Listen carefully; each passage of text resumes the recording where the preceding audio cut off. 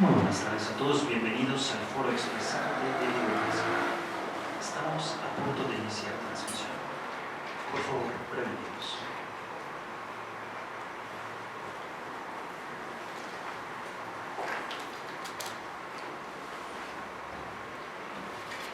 Estamos en vivo.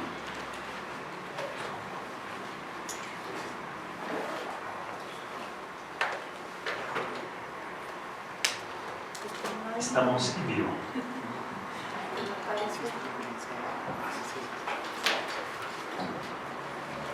Bueno, parece que no.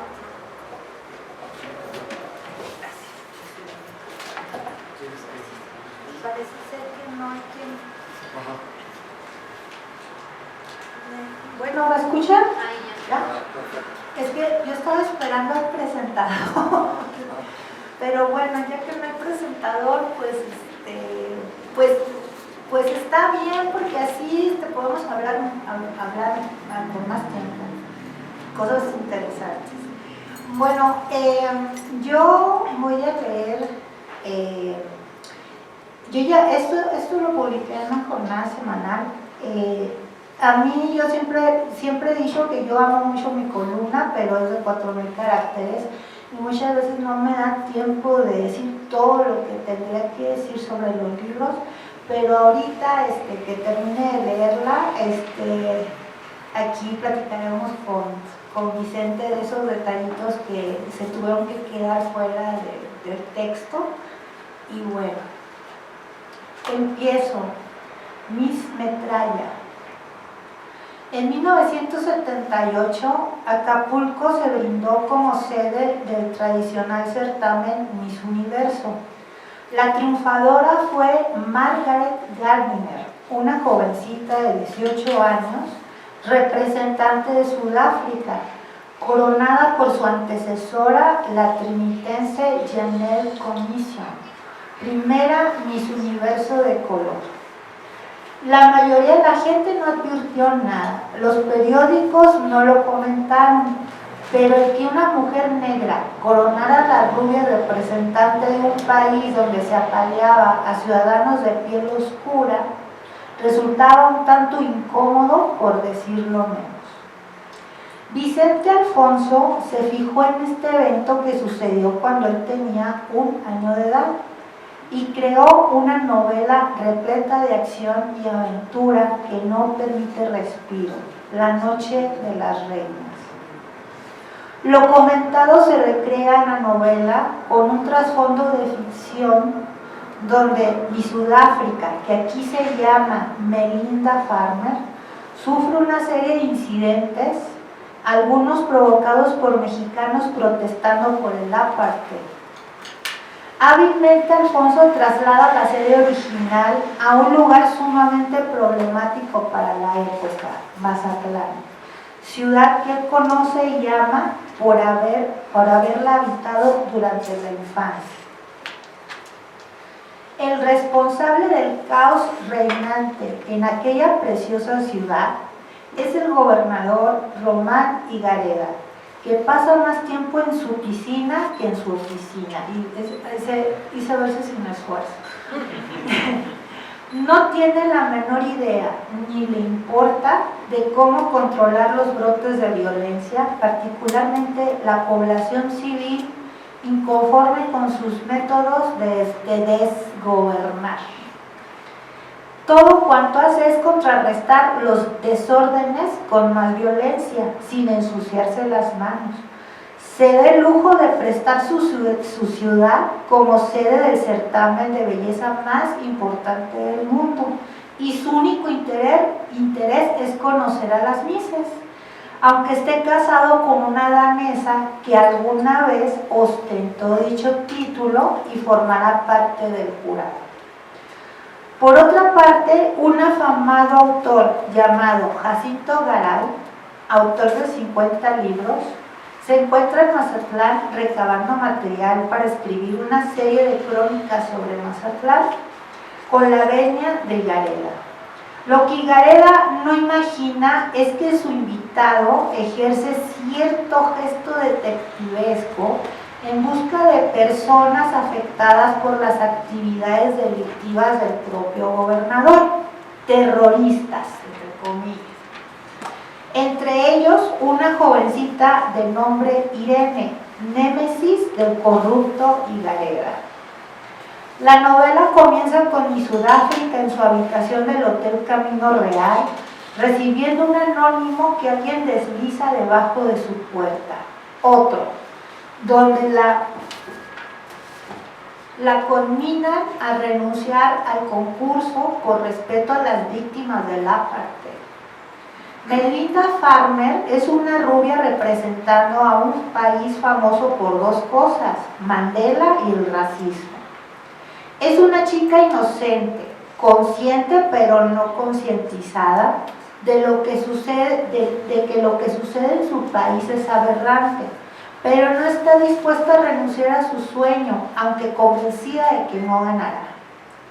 Higareda se obsesiona con Melinda al conocerla, aunque ella está inmersa en su rendimiento en el certamen y en la posibilidad de sufrir algún atentado, pues la gente se manifiesta en las calles contra ella. Alfonso mezcla todos estos ingredientes y desarrolla con maestría una intriga política y un golpe armado donde las misas se vuelven rehenes de los inconformes. Melinda se salva del embate, pues se queda dormida y pierde el autobús que la conducirá al precioso Teatro Ángela Peralta, sede del certamen. Llega por propio pie, aunque demasiado tarde, y se ve atrapada en la balacera. Será sustraída con violencia de la calle y pierde su banda en medio del jaleo, misma que será encontrada por Irene, hermosa rubia de ojos azules y a simple vista muy parecida a la sudafricana, por lo que sin pensarlo dos veces se envuelve en ella, en la banda del conflictivo país y logra ingresar al teatro. Su propósito, asesinar al gobernador Higareda, su violador. Ay, se me puso la carne de gallina. Es que en serio está muy buena la novela. Vicente Alfonso crea una muy convincente ficción que mantiene en vilo al lector, incapaz de soltar La Noche de las Reinas hasta no conocer el desenlace. Yo la leí en un día, no la podía soltar, de verdad, y no dormí, casi no dormí. No deja de sorprendernos con personajes tremendamente atractivos, entre ellos el escritor Garay, que a todas luces se inspira en el inolvidable Ricardo Garibay, que Alfonso describe con innegable cariño, empezando por su voz tronante.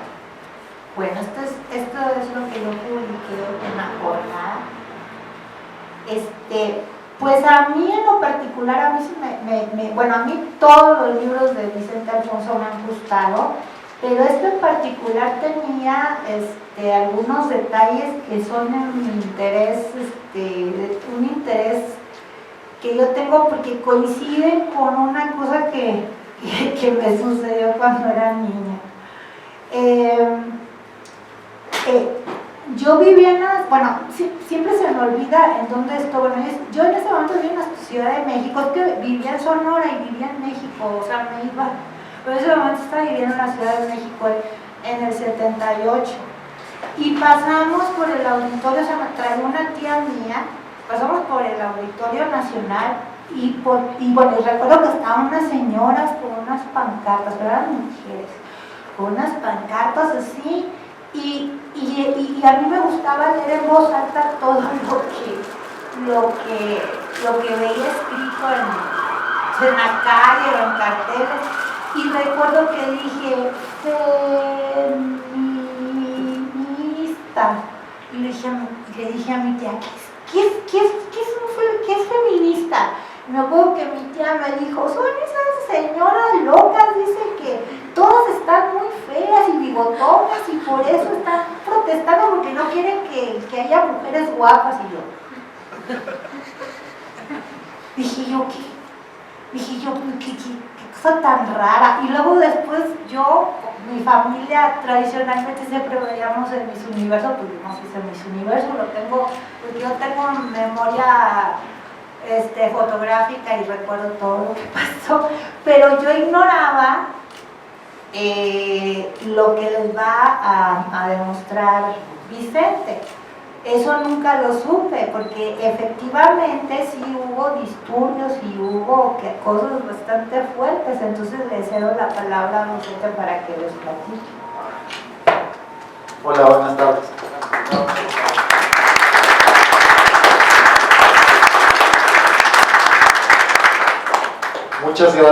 Muchas gracias a todos ustedes por estar aquí. Agradezco por supuesto a Eve sus palabras, sus letras. Quiero decir una cosa, Eve y yo nos conocemos desde hace que ya casi 20 años será, ¿no? Yo creo que más. O quizá un poco más. Cuando yo saqué mi primera novela, una de las primeras entrevistas que me hicieron, me acuerdo que yo trabajaba en una editorial como asesor y había leído una novela muy buena que se llamaba Virtus, y luego me llegó un correo electrónico, ¿no? Virtus por Eve Gil, ¿no? Y luego me llegó un correo electrónico de Eve Gil y me dice, oye, fíjate que leí tu novela, se llamaba Partitura para Mujer Muerta, te quiero entrevistar. Pues dije, ya estás, ¿no? Entonces yo llegué con su novela y con un montón de preguntas, casi creo que la entrevista acabé haciéndotela yo a ti, ¿no? Pero no se me olvidó nunca. No, pero llegaste con más de uno.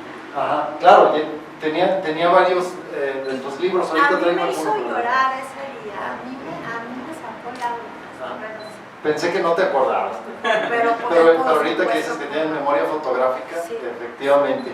Bueno, antes de pasar a esto que comentaba Eve y que vamos a analizar, quiero agradecer de verdad la presencia de todos ustedes, una vez más, de mi familia, ¿no? De mi equipo básico, fundamental, que son mi esposa Iliana, la novelista Iliana Olmedo, de mi hija Carolina, ¿no? De mi hermano Elfrino, de mis suegros Alberto y Gloria, de mi cuñada Mónica, ¿no?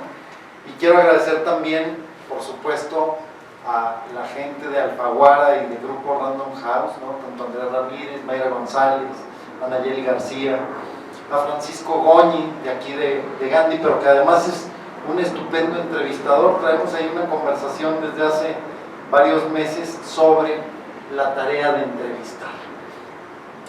También agradezco al maestro Jaime López, que está aquí, porque uno de mis libros anteriores se llama La orilla de la carretera, precisamente por una canción de él que escuchábamos mucho cuando vivíamos en Chilpancingo.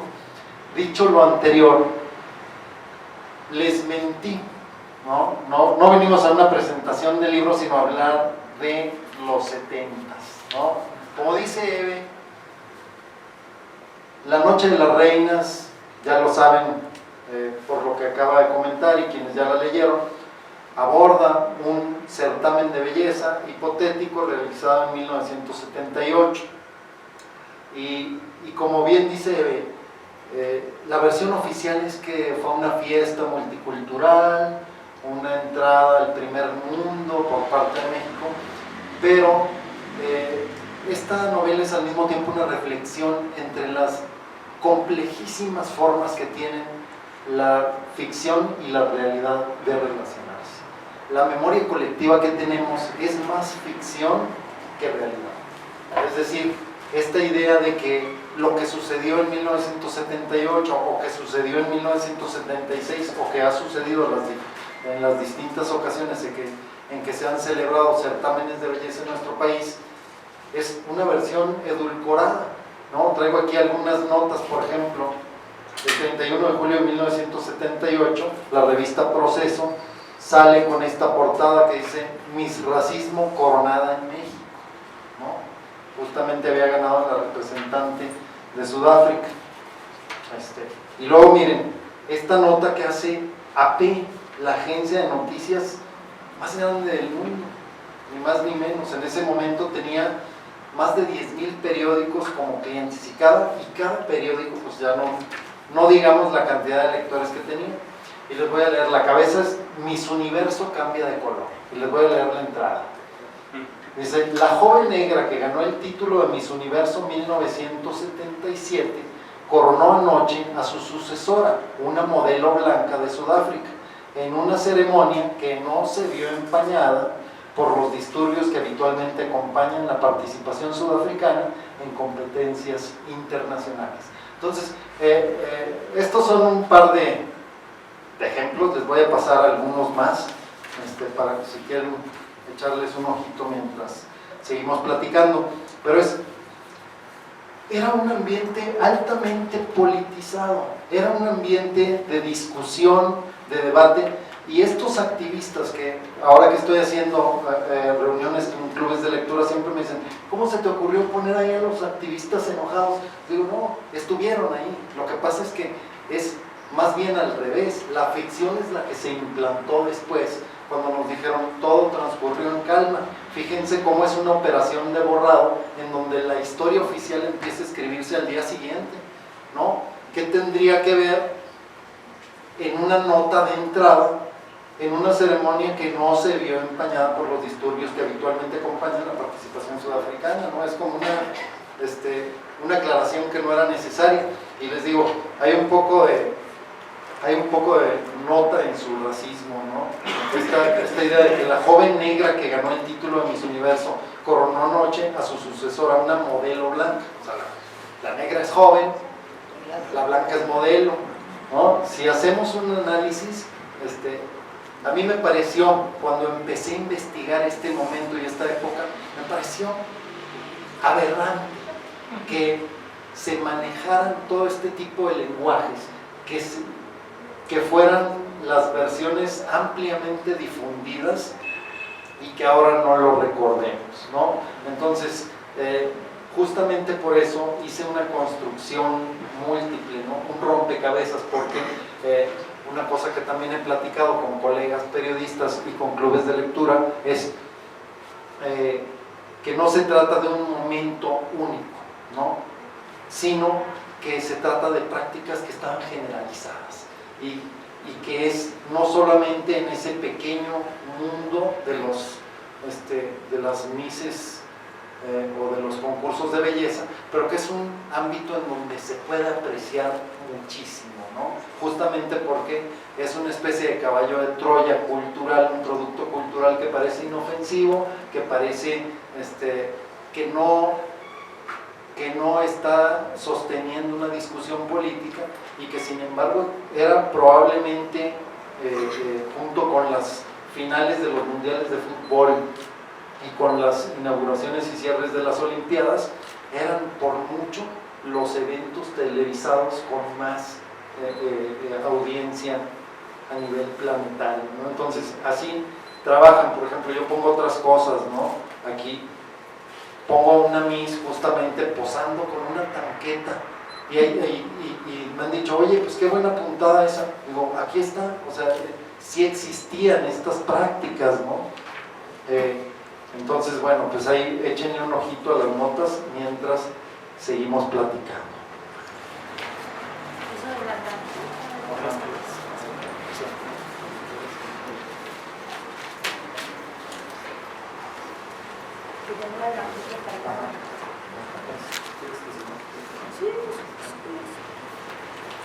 Me hiciste recordar, ahí está mi esposo, que no me echará a mentir. Estábamos una vez en un Starbucks leyendo la sección de espectáculos de Reforma, espero que no haya nadie.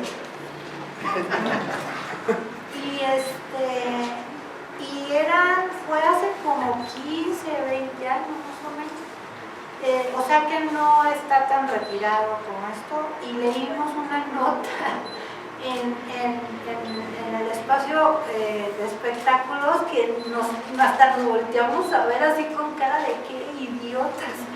Pusieron James Bond evoluciona en rubio. O sea, porque ya se iba a despedir Pierce Brosnan, que era de cabello negro, era moreno claro, vamos a poner. Y evolucionó en Daniel Craig, o sea, no puede ver cosas azules. Digo, pero qué grosería, qué racista, Y en esa época esas cosas le pasaban de noche a la gente. Pero yo siempre he sido muy fija.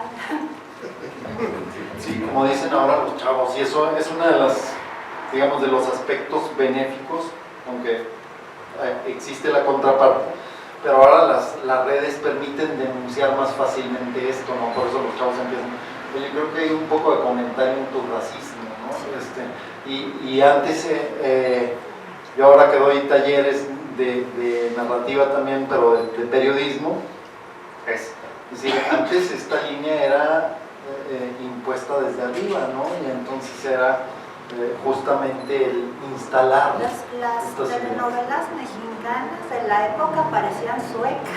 Sí. Ah, mira, esto que comentabas justamente respecto al personaje de Jacinto Garay, efectivamente tiene bastante de Ricardo Garibay. Ricardo Garibay hizo ese trabajo, es decir, cuando hubo varios certámenes de belleza, él andaba reporteando y entrevistó, por ejemplo, a una Miss Argentina que había hecho declaraciones muy fuertes en contra de la junta militar. Recordemos que en ese momento Argentina estaba gobernada por una junta militar y estaba en una cosa que eufemísticamente se llamaba proceso de reorganización nacional y que sabemos que era una brutal dictadura que desaparecía personas. Y entonces la chica, llegan los periodistas y le dicen, oiga, ¿qué nos puede comentar de su país? Dice, ay, pues que estoy ansiosa porque ojalá que pronto convoquen a elecciones democráticas. Y al día siguiente se corre el rumor, por ahí anda la nota, de que va a pedir asilo en México, no puede regresar, ¿no? Y al día siguiente sale ella a desmentir y dice, no, ¿qué creen? Lo que dije no era verdad. Entonces si uno se pone a hacer trabajo hemerográfico, se da uno cuenta de que había muchísima, por ejemplo hay otra nota por ahí, no me acuerdo si es de las que traje hoy, porque el archivo tengo más de 300 o 400 notas, insisto, no son cositas, no son excepciones, sino son operaciones de instalación de ideas y de prejuicios, ¿no? En donde llevan a una Miss Universo justamente a convivir con las Fuerzas Armadas de Argentina y de Chile, ¿no? Donde estaba Pinochet, un universo que abrazó y besó a Pinochet, la Cecilia Boló. Entonces, insisto, esta idea que nos han venido a decir, no hay una cara política en esto, es absolutamente al contrario.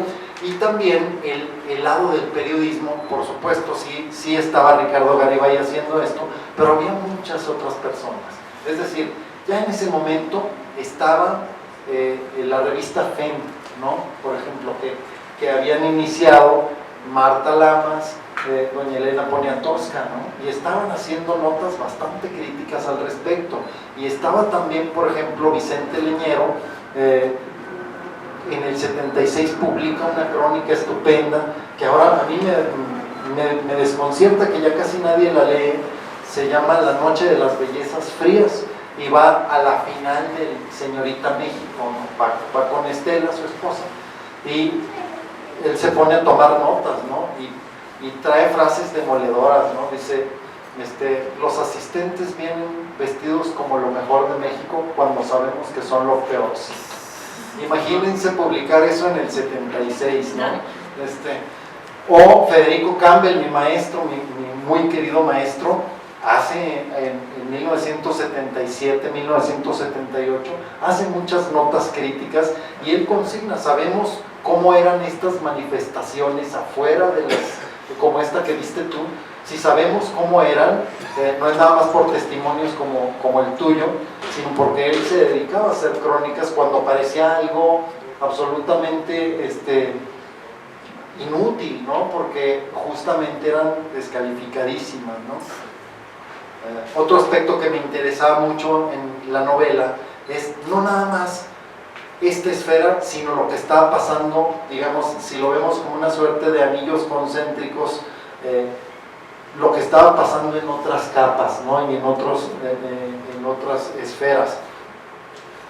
Hay un personaje, ya lo mencionaste, que se llama Irene y que también está basado en muchos testimonios de muchachas que vivían en la sierra y que eran eufemísticamente se decía que se la robaba el novio, ¿no? Pero podemos, o sea, hay muchísimos testimonios. A la fecha, hace unas semanas andaba circulando por ahí un video de unos chicos de 12 años que los casan en la sierra, ¿no? En la Sierra de Guerrero, en la Sierra de Sinaloa. Hay muchachitas de 12, 13 años que a veces las casan con tipos 30 años mayores que ellos, ¿no? Y que es, bueno, la casaron, ¿no? Ya está fundando una nueva familia, es decir, darle un barniz de honorabilidad a lo que es a todas luces un atropello y un abuso, ¿no? Entonces, me interesaba también que la novela reflejara eso, que no es un asunto excepcional, sino es una práctica generalizada.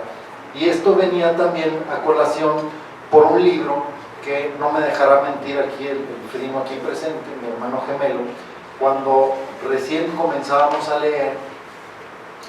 Tenemos un libro que nos gustaba mucho y a la fecha todavía es una de mis novelas favoritas, que es El Príncipe y el Mendigo de Mark Twain, ¿no?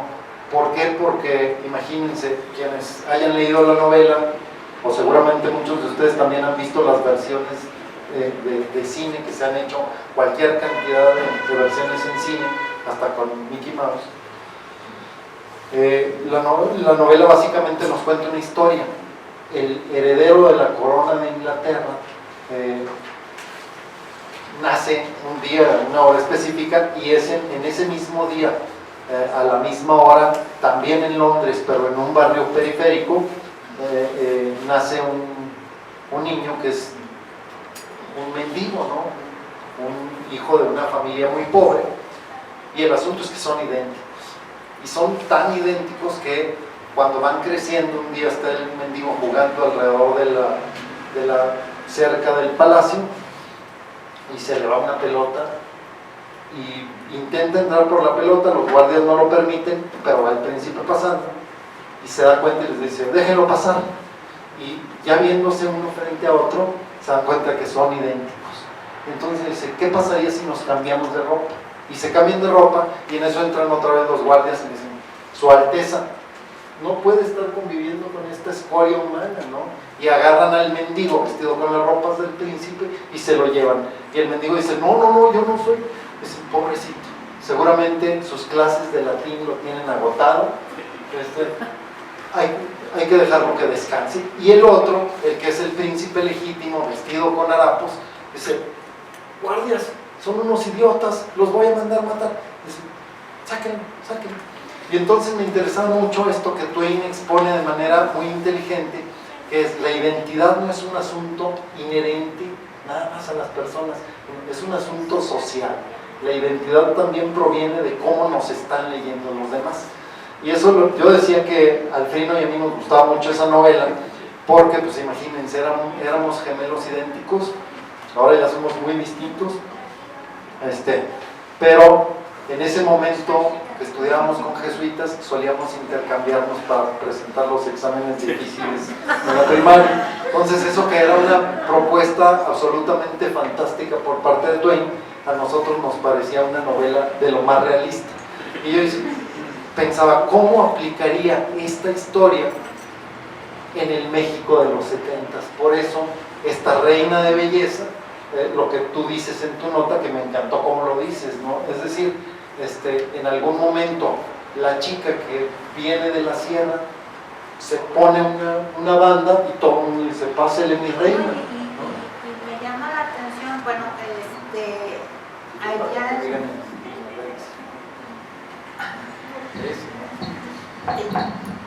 algunos podría parecerles raro que Irene, viniendo de la sierra, sea parecida a la Miss Universo, pero la verdad es que sí hay mucha gente güera de ojos azules allá. O sea, es de lo más normal del mundo y se pueden confundir con quien, si quieren irse a donde quieran, ahí de lo más normal, bien. Ahorita no lo había pensado, pero es cierto. Sí, tenemos esta expresión también a veces muy clasista, ¿no? Esta idea del güero de rancho, que es muy mexicana, ¿no? pero bueno, lo que me interesaba era justo eso, ¿no? Hacer una exploración en la clave del México de los 70, es decir, cómo incluso esta socialización de, no, la belleza es algo objetivo, ¿no? Es una discusión permanente también, los cánones de belleza están en discusión permanente, ¿no? Entonces, de eso más o menos va la novela. Otro de los aspectos importantes, ¿no? Un personaje que me gustó mucho, me cae muy mal, pero me gustó mucho porque tenía mucha tela de donde cortar, un gobernador que se llama el Tiburón de Escuinapa. De la galería de gobernadores que tenemos en los años 70 en México, la verdad lo difícil fue qué sacar, no qué meter, sino qué atrocidades iba a sacar, ¿no? Porque hay tanto material y tan bueno. Esta idea me vino de una novela que es otra de mis novelas favoritas, El otoño del patriarca, de Gabriel García Márquez. Y García Márquez decía, cuando le preguntaban quién es su modelo para ser el patriarca, decía, no, bueno, todos los dictadores de América Latina, ¿no? Sabemos que García Márquez, desde que le toca el llamado Bogotazo, cuando es un joven estudiante de Derecho de 20 años, el asesinato del candidato del Partido Liberal en Bogotá, Jorge Eliezer Gaitán, empieza el periodo de la violencia en Colombia y él empieza a ser periodista en el peor momento para hacerlo, porque se instala la censura, la práctica de la censura. Él llega a hacer su nota, escribe su primera nota contra el toque de queda y le dice el editor, oye, está padrísima tu nota, pero ¿qué crees? Así como está, no se publica. ¿Por qué? Pues ves a aquel tipo en el escritorio ese que llega a las 5 de la tarde y se queda aquí. Bueno, es el censor. Y entonces García Márquez toda su vida se enfrenta a eso, ¿no? Cambia de residencia muchas veces en diferentes puntos en América Latina y siempre le toca lidiar con este asunto de la censura y el poder. Y entonces construye este patriarca latinoamericano a partir de todos los dictadores que le toca analizar.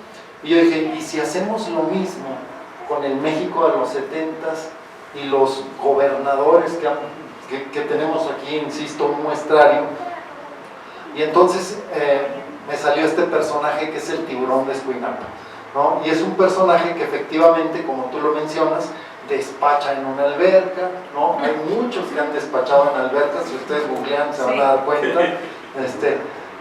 Hay muchos que han despachado, por ejemplo, en oficinas rodantes, porque tenían esta idea de que iba a haber un atentado contra ellos, y entonces nadie sabía la agenda del gobernador, nadie sabía dónde estaba en ese momento el gobernador.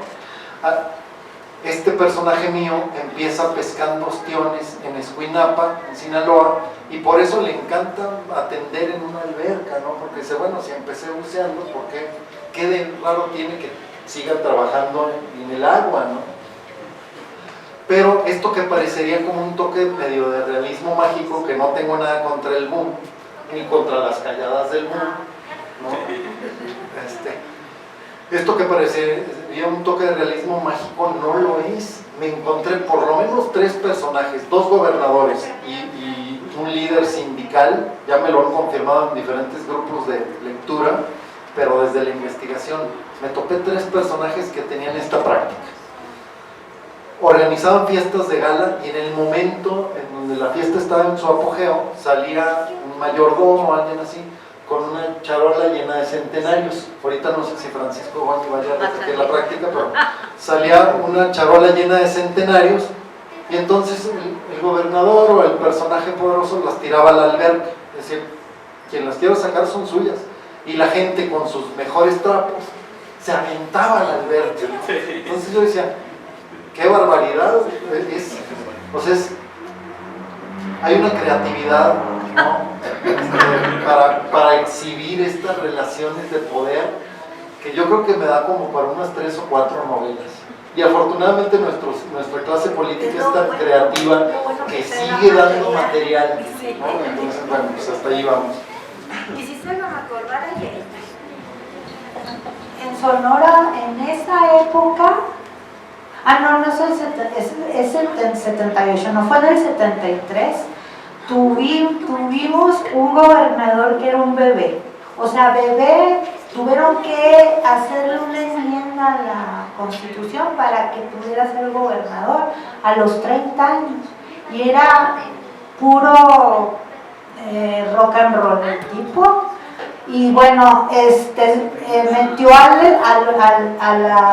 ejército, lo metió a la universidad. Ya había habido un golpe a la universidad, pero fue directo a todos los que estaban manifestándose ahí. Era Biebrich, se apellidaba. No me acuerdo del nombre de Jorge Armando Biebrich. Y era... ¿Ya ven cómo se dice la tarea? Sí. Y era... Ese viene en Huesos de San Lorenzo también. Ah, mira. Y era un psicópata. Y súper joven. La gente se admiraba porque era muy joven para ser gobernador, pero era un psicópata.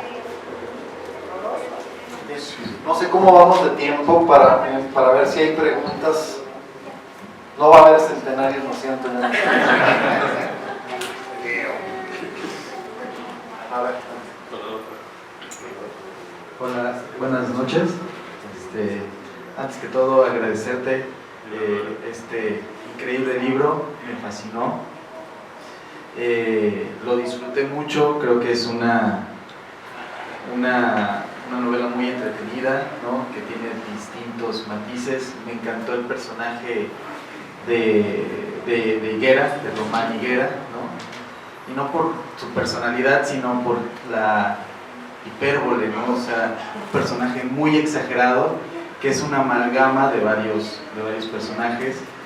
Me encantó la sutileza de los comentarios de esta muchacha Melinda Farmer, que decía, bueno, ¿qué tienen estos mexicanos con la muerte, no? Que les gusta mucho la muerte, o de repente imaginaba,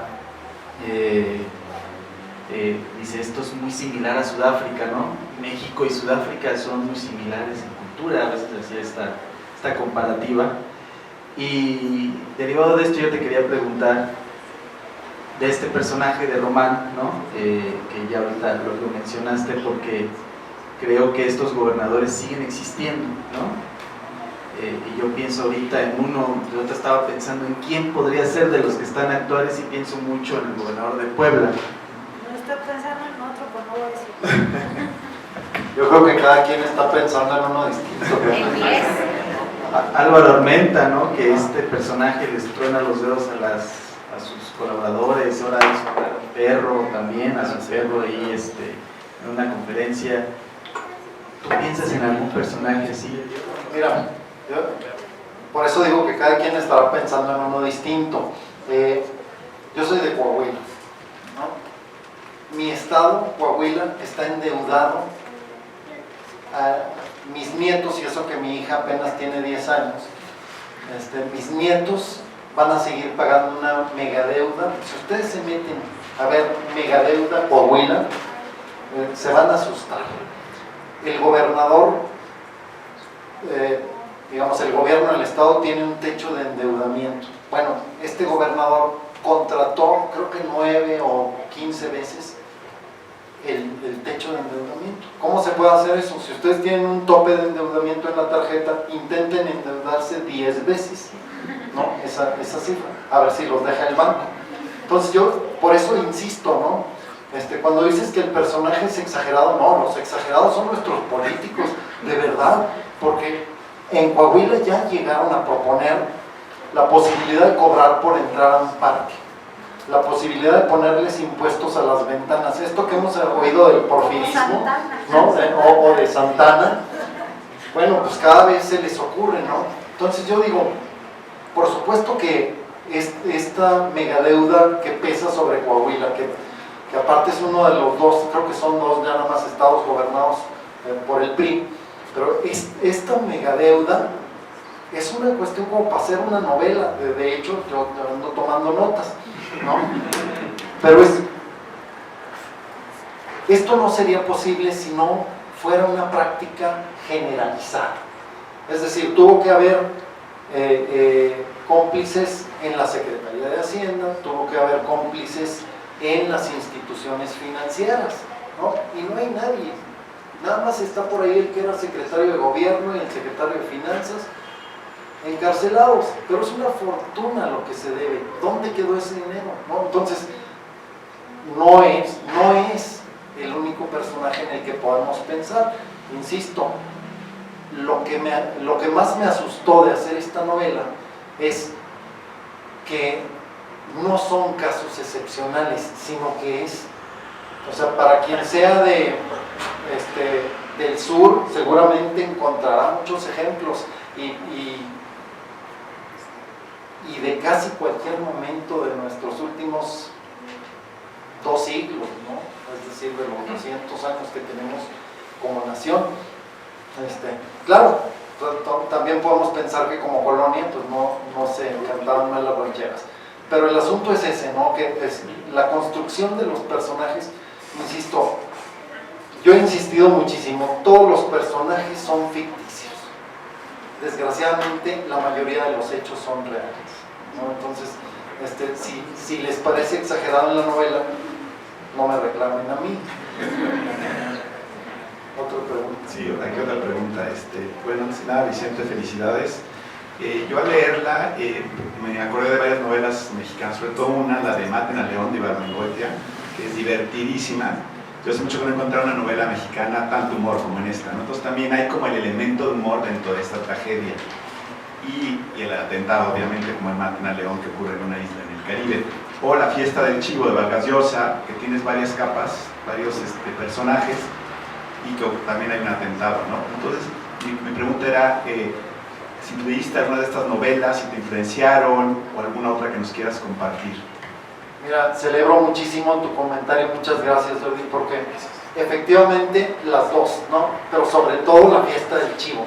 La fiesta del chivo es una novela con una estructura perfecta, muy bien investigada, pero en donde también hay un diálogo. Me interesa mucho, desde que lo leí, un ensayo de Juan José Saer que se llama El concepto de ficción, en donde él explora cuál es el papel de la ficción en nuestras vidas. Dice, la ficción no es lo contrario de la realidad, sino su complemento. ¿Y qué quiere decir con esto? Voy a tratar de explicarlo muy rápidamente porque cuando lo leí, digamos que me permitió ver de otra manera el trabajo de ser un escritor de ficciones, ¿no? Dice Saer, a ver, los cronistas, los periodistas, los historiadores trabajan sobre lo fáctico y lo comprobable. Cuando uno trabaja en esa franja, de inmediato la realidad se comprime. Y pienso en esto y me viene a la mente un maestro y amigo que vivía muy cerca de aquí, Nacho Solares, porque él siempre nos decía, las novelas pueden tener o no metafísica. Decía, ¿y a qué se refería con metafísica? Decía, cuando él estaba escribiendo una de sus novelas más leídas y más celebradas, Madero el Otro, o sea, tenía la opción de restringirse a lo comprobable, es decir, un Madero, un Francisco y Madero, que tuviera ideales de libertad y todo esto de democratización. Dice, pero Madero, sin sus prácticas espiritistas, no era Madero, es un Madero que no se explica.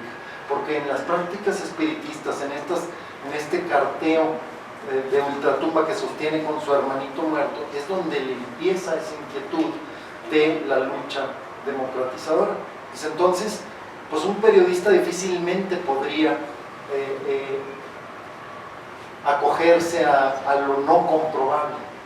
Los novelistas tenemos ese privilegio, hay que usarlo con mucha responsabilidad, porque es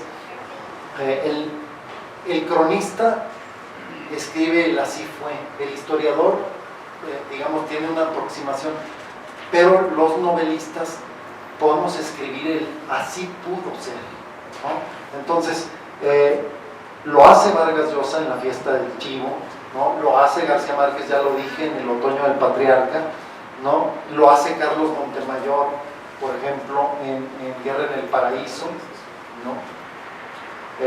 Cuando uno se da cuenta, entiende por qué durante los años que duró, durante los 300 años que fuimos colonia, estaban prohibidas las novelas y estaba prohibido que hubiera imprentas aquí, ¿no?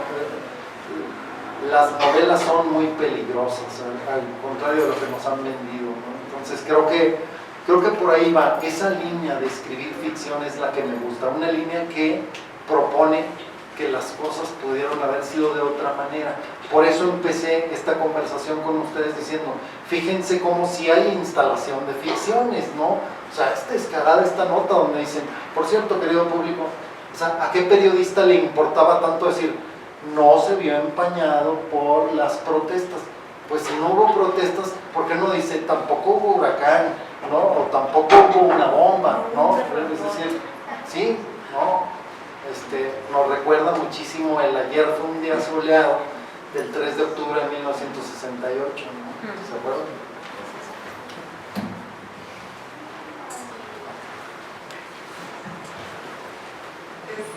Hola, José, muchísimas gracias por tu presentación y por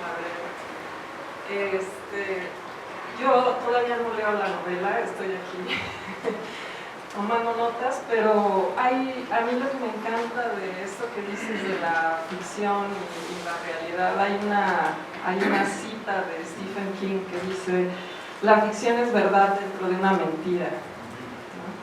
Entonces digamos que siempre la mentira es el vehículo para realmente hablarnos de verdad.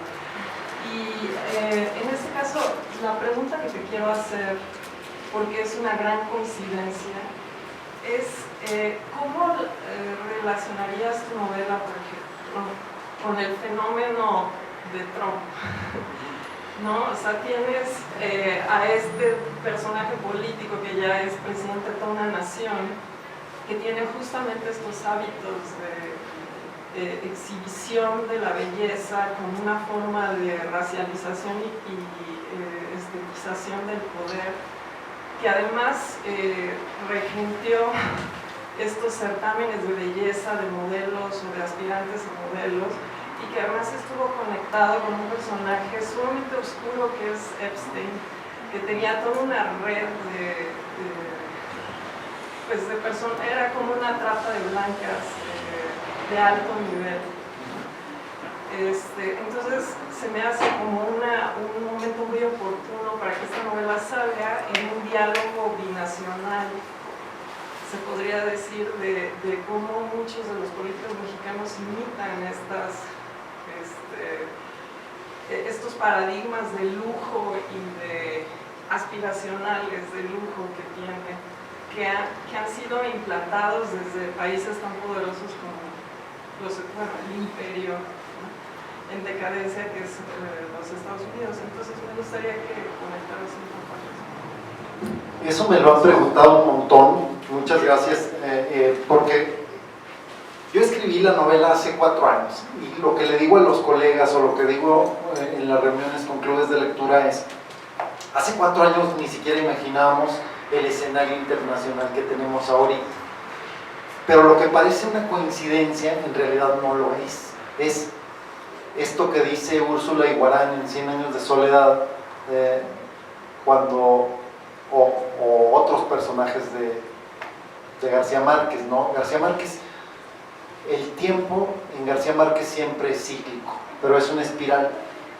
Y entonces le dicen a uno de sus personajes, ¿se le olvida a usted que el mundo avanza? Y dice, no. Lo que se le olvida a usted es que avanza dando vueltas alrededor del sol. Es decir, estamos pasando una y otra vez por los mismos procesos y las mismas ideas, ¿no? Tenemos movimientos en espiral. Y creo que efectivamente García Márquez lo entendía muy bien y por eso sus ficciones tenían este carácter cíclico. Lo estamos viendo y parece, insisto, una casualidad, cuando en realidad es la forma como se opera, ¿no? Es decir, fíjense, acabo de, hace unos días acabo de terminar un texto sobre una gran iniciativa que tuvo la UNESCO en los años 70 porque decían, hay una emergencia en términos de comunicación mundial internacional.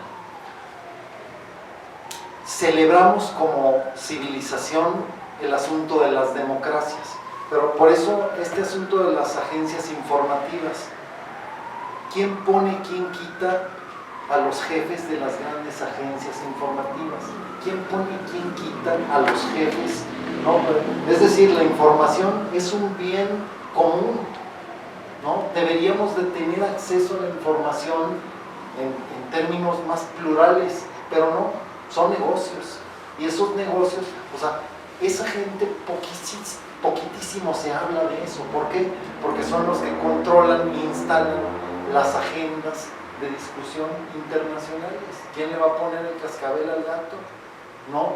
Entonces, por eso me importaba tanto el personaje periodista, porque este pequeño periodista que está haciendo un esfuerzo individual queda absolutamente rebasado por esta marea que es real, ¿no?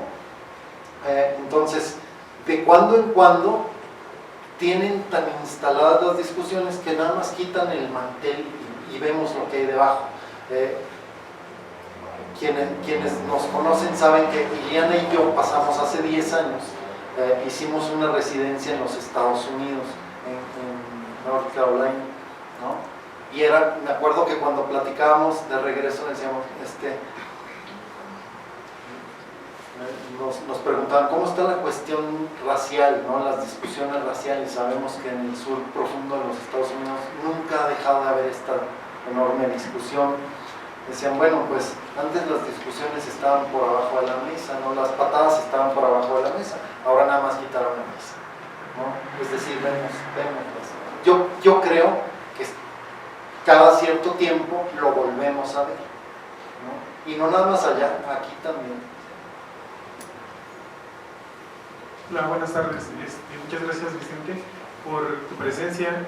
Yo la verdad es que me gustó muchísimo la novela, ya la leímos en el club, en el humilde Aquelarre Literario, te tuvimos ahí.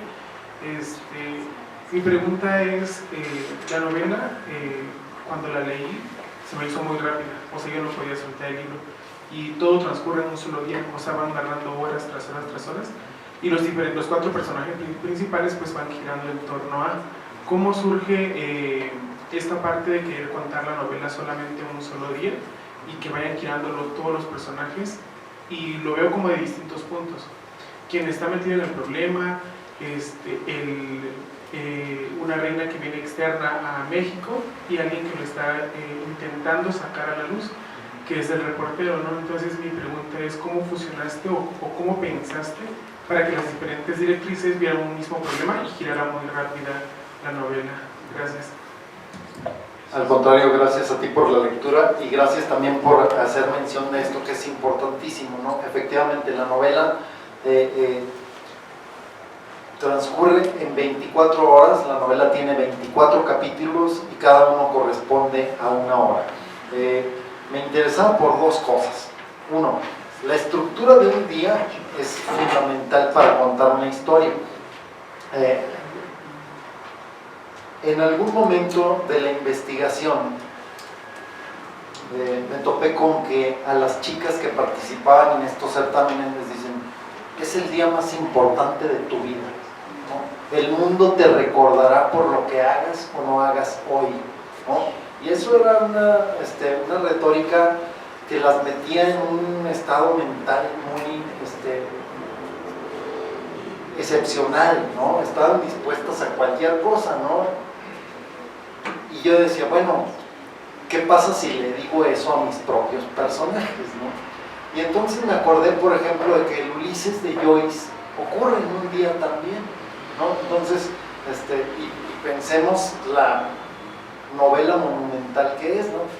Entonces, hace rato que les decía que el yo cronista siempre estaba con la tentación de hablar mucho de las situaciones de los distintos personajes.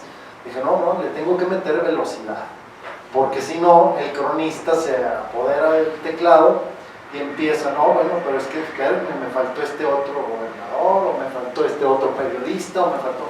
No, aquí tenía que haber un criterio de muchísima velocidad, Entonces dije, bueno, pues vamos a darles ese conteo contrarreloj, ¿no? Que aparte a mí me gustó mucho el modelo, porque uno sabe que mientras está leyendo lo que hace uno de estos 4 personajes, sabe que los otros 3 se siguen moviendo, entonces dices, chin, ¿por qué me pones lo que está haciendo y sabes que me estoy perdiendo a 3, ¿no? Entonces, esta es una técnica, ¿no? El de desplazar los narradores, que le aprendí a mi maestro Federico. Mi maestro hablaba de una técnica que se llamaba el perico del pirata, que es, pensemos que la voz narrativa es como un periquito, ¿no? Y que va y se para en el hombro de un personaje, y entonces se contagia de su forma de ver el mundo y de sus pensamientos. Está tan cerca de su cabeza que se contagia de su óptica. Pero en un momento se cansa y se va al hombro de otro personaje. Y luego se cansa y se va al hombro del otro. Es muy bonito, ¿no? Y si pensamos que había, o sea, que el mismo Campbell estaba haciendo crónicas en este año, en el 78, dije, pues, ni modo, maestro, ya vamos a robarnos una buena técnica, ¿no? Así fue. Creo que ya... Pasamos a la última pregunta antes de la firma del... Buenas noches. Usted nos comenta que sus personajes son ficticios. Algo que a mí me llamó mucho la atención fue cuando el propio Garay dice que regresa a Mazatlán porque él cree que la imaginación no es suficiente para escribir. Yo quería saber si usted considera, o más bien ve, ciertos rasgos autoficticios en este personaje. Si para usted es necesario escribir como un method actor, de ir a un burdel y meterse con japonesas para poder escribir, o si usted se considera más como el personaje de Hemingway y espera que el pez llegue hasta usted. Bueno, ya ven, ya se me apareció otra vez el maestro. Cuando yo era chavo, yo tengo 20 años viviendo aquí en la Ciudad de México, y yo iba cada viernes al café con mi maestro Federico, y muchas veces nos topábamos con uno de sus amigos más cercanos, Daniel Sada. Entonces, si ustedes leen a Daniel Sada, es un estupendo novelista con una imaginación desbordante. Estos 2 amigos que venían de Mapimí, no venían de Mapimí, Sada sí, estos 2 amigos se ponían a discutir durante horas desde dónde escribía un novelista. Sada sostenía que se escribe con la imaginación, y Campbell decía, se tiene que documentar. Entonces yo parecía que estaba viendo un partido de tenis, no me volteaba así, ¿no? Entonces, creo que la discusión también está implícita en la novela. Yo creo que por deformación profesional investigo mucho, ¿no? Creo, por acá estoy viendo al colega Imanol Canellada, que seguramente también, como fue periodista muchos años, habría que preguntarle, ¿no? Pero creo que también investiga mucho por lo que se nota en sus novelas, ¿no? Son novelas muy investigadas, muy basadas en la realidad que uno puede palpar, ¿no? Pero no descarto, insisto, el ensayo de Juan José Saer, el concepto de ficción, permite ver que es un privilegio, la capacidad de investigar y luego moldear los hechos es un privilegio, pero al mismo tiempo implica mucha responsabilidad. Y con eso ya voy a terminar. Cuando vivíamos en Chilpancingo, Ileana, mi esposa, tuvo como tutor en el Centro Mexicano de Escritores, tuvo como tutor a Carlos Montemayor, un autor fundamental también para nuestro siglo XX. Nos pusimos a releer cuando vivíamos en Chilpancingo esta gran novela que es Guerra en el Paraíso, y investigando sobre Guerra en el Paraíso nos dimos cuenta de una cosa, que se habla muy poquito de eso. Ustedes saben que Guerra en el Paraíso fue fundamental en un juicio internacional, en un caso de desaparición forzada, el famosísimo caso Radilla, que sentó jurisprudencia al respecto, ¿no? fueron 30 años, ¿no? Es decir, la familia buscó a don Rosendo durante muchos años y luego inició un proceso, un juicio internacional. Pero pasados 30 años, ¿de dónde sacas datos de hechos que ocurrieron hace décadas, ¿no? Y estaban ahí en la novela? Entonces, la parte, digamos, la parte legal que llevaba el caso de la familia Radilla presentó, entre otras pruebas, la novela de Carlos Montemayor y fue aceptada como prueba. Entonces pensemos, y la familia ganó el juicio y es una de las dos cosas relevantes de la sentencia del caso Radilla, que ustedes lo pueden descargar de internet, es de libre acceso, es que a partir de ese caso y a partir de esa resolución, el ejército mexicano, cuando esté involucrado en casos de desaparición forzada de civiles, tiene que ser juzgado el caso por jueces civiles, no por militares. Es un asunto que todavía está tironeándose, ¿no? Pero fíjense hasta dónde puede llegar una novela. Por eso insisto, no es una cosa menor hacer novelas, no es una cosa menor, tampoco es una cosa menor leerlas. Entonces espero que lean, ¿no? Se la compren y se la lleven. Les agradezco mucho.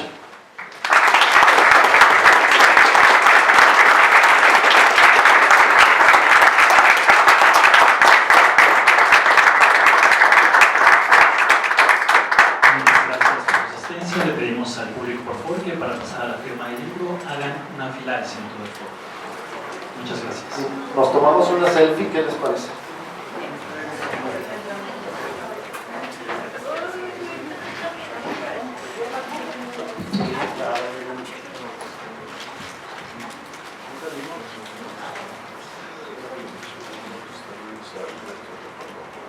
Sonría.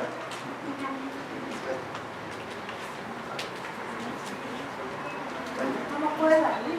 Sí, ellos sí saben.